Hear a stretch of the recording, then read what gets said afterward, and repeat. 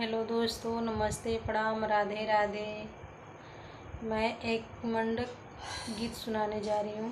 अच्छा लगेगा तो लाइक करिए, कमेंट करिएगा, चैनल को सब्सक्राइब कर लीजिएगा प्लीज।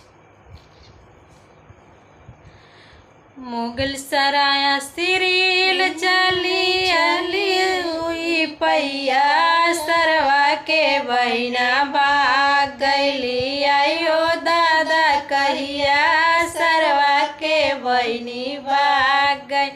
आयो दादा कहिया, सरवा के बहिनी भाग गईली। आयो दादा कहिया, सरवा के बहिनी भाग गईल।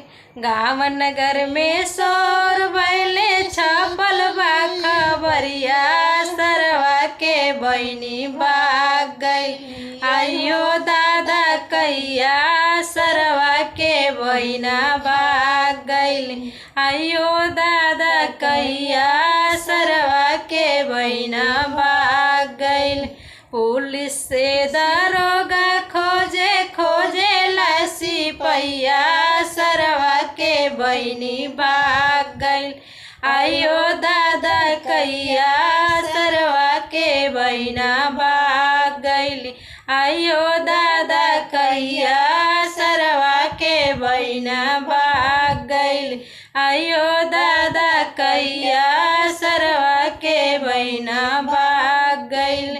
आंगन बीचे सरवा रोवे, आंगन बीचे सरवा रोवे, पकड़ के पगरिया, बहिना हमार भाग गईली। अब का होई दैया, बहिना हो हमार भाग गईली। अब का होई दैया, बहिना हो हमार भाग गईली।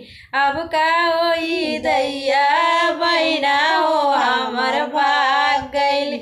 मुगल सराया से रेल चली और चली दुपहिया, सरवा के बहिनी भाग गई।